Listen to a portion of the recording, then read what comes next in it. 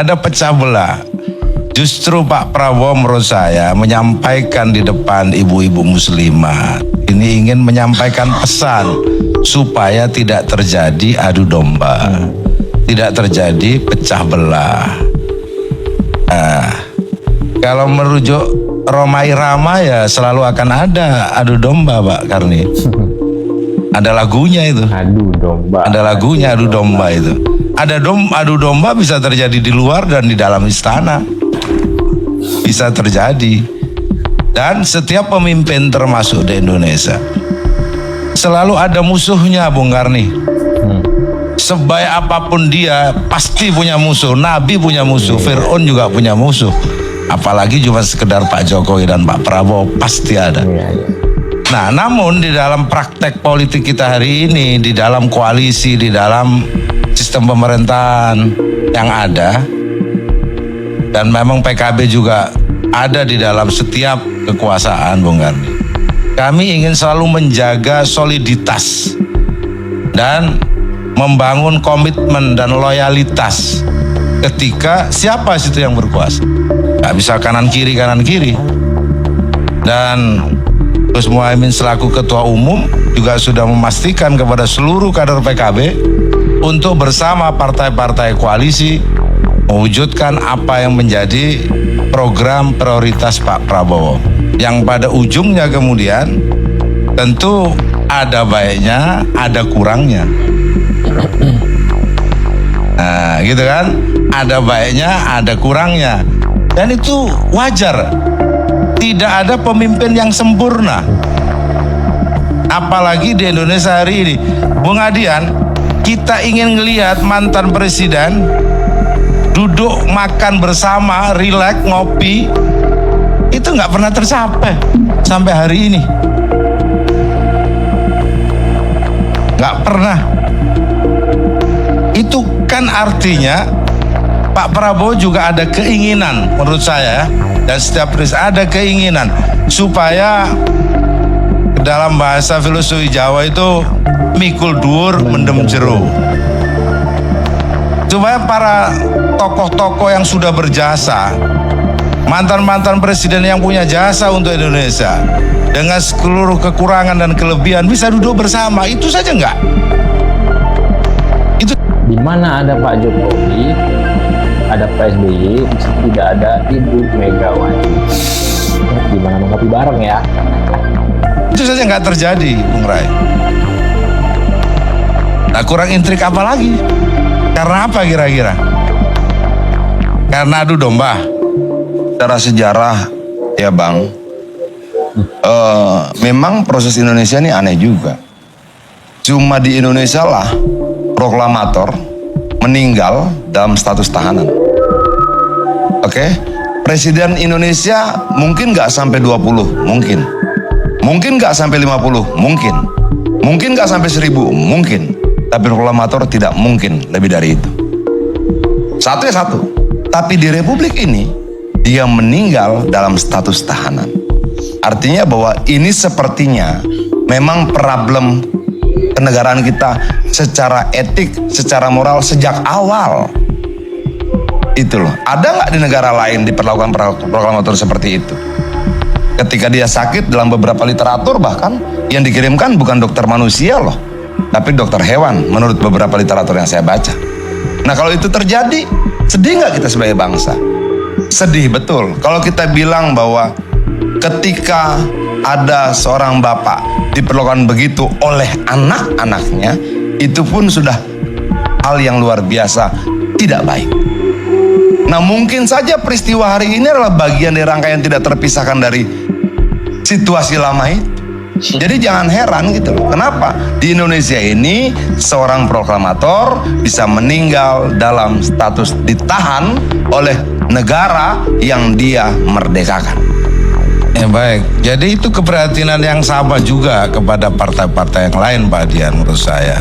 Di antara tokoh-tokoh dan presiden-presiden di negeri ini. Dan menurut saya apa yang disampaikan Pak Prabowo di dalam forum itu menegaskan kembali bahwa bangsa ini butuh gotong royong. Itu punyanya Bung Karno. Bangsa ini butuh persatuan. Dan itu harus didukung oleh semua elemen. Dan jangan muncul kelompok-kelompok pengadu domba. Kelompok-kelompok yang ingin memecah belah. Kan itu yang diharapkan oleh Pak Prabowo. Dan kita semua yang ada di partai koalisi tentu ingin memastikan politik ini stabil. Pembangunan bisa berjalan. Kebijakan-kebijakan yang dibangun oleh Pak Jokowi, Pak Prabowo, ataupun presiden-presiden yang lalu, itu tidak ada yang tidak bisa dikritik. Semuanya bisa dikritik. Semua ada bolong kegagalannya, itu pasti. Tapi kita tidak ingin berkutat membicarakan kelemahan-kelemahan karena kita ingin agar Indonesia ke depan lebih baik. Dan selama ini PKB juga bersikap seperti itu, Bang Arni. Kita juga punya luka di dalam politik ini. Ketika Gus Dur dijatuhkan. Ketika Gus Dur dijatuhkan, siapa yang melengsarkan Gus Dur? Ini bisa kita katakan yang mengkudeta Gus Dur siapa? Ini dia Madiana Pitupulu ya, Mak Banteng ya. Membuka luka lama, berbicara tentang Pak Soekarno begini begitu ya. Ini Gus Dur pun sama. Siapa yang melakukannya? Ya. Siapa yang melengsarkannya? Yang menggantikannya lah ya. Ini bingkemlah Madiana Pitupulu.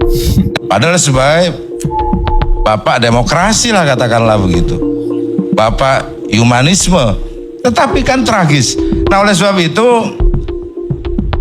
oke lah, yang lalu-lalu menurut saya ini ada kesempatan Pak Prabowo membuka diri sebagai negarawan, sebagai mantan tentara yang nasionalismenya tinggi, ingin agar semua komponen ini kompak karena apalagi tantangannya juga berat dan itu lumrah. Jadi kelompok pemecah belah lumrah saja. Ada. Nabi itu ada di dalam barisannya yang disebut kelompok munafik, orang-orang yang bermuka dua. Itu. Dan itulah yang paling mengganggu di dalam kekuasaan, di dalam dinasti kerajaan apapun. Jika di dalam istana itu tumbuh orang-orang bermuka dua, nah itu menjadi sumber dari adu domba dan pecah belah. Dalam istana ya. Baik. Dan termasuk bisa di luar, Pak. Karena kan pendukung tidak hanya di dalam istana yang menjadi menteri atau yang lain. Partai punya perangkat sampai ke bawah. Birokrasi juga ada sampai ke bawah. Jadi kalau menurut saya, Secara definisi Bang, adu domba, coba nanti kita buka definisi adu domba dan fitnah, itu dua hal yang berbeda. Fitnah bisa dilemparkan dari luar, adu domba nggak bisa. Oh, merasa terusik ya terkait adu domba ini. Ini masa tertuduh nih Madiana Pitupulu PDIP ini ya, kan PDIP di luar pemerintahan ya. Masa tertuduh. Madiana Pitupulu mengatakan, ini maksud Madiana Pitupulu ini, kalaupun ada adu domba itu orang dalam ya, orang dalam pemerintahan, bukan di luar pemerintahan. Dia merasa tertuduh nih PDIP ini, kan berada di luar pemerintahan, hanya mendukung pemerintahan tapi berada di luar pemerintahan. Bakaran jenggot, tapi jenggotnya nggak ada. Dia harus di dalam. Itu loh. Dia harus begini. Aku mau mengadu abang dengan Bang Karni. Oke, aku harus bisa komunikasi sama Bang Karni. saya mau tanya Bang Adian di luar atau di dalam kekuasaan? Kapan? Hari ini. Kekuasaan eksekutif atau apa? Ya, saya mau tanya Bang Adian di dalam atau di luar? Tidak dong. Kalau kita bicara kekuasaan itu dalam pengertian eksekutif, saya di luar. Di luar? Ya. Bang Adian memang ada pembagian kekuasaan di Indonesia ini. Tapi apapun, Bang Adian adalah bagian dari pemerintahan. Oh tidak, saya bagian dari legislatif, tidak eksekutif. Persis. Nah, tetapi kita mau terjemahkan pemerintahan itu siapa? Ya, oke. Jadi jelas Bang Karni, menurut saya adu domba itu bisa terjadi di luar dan di dalam istana. Tentu ya, Pak Adian pernah menjadi pendukung berat Pak Jokowi, ya kan? Dan semua publik tahu. Iya kan? Nah, itu punya potensi juga untuk mengadu domba Bang Karni. Maksud saya gitu. punya potensi juga untuk mengadu domba. Gitu. Jadi semua terbuka.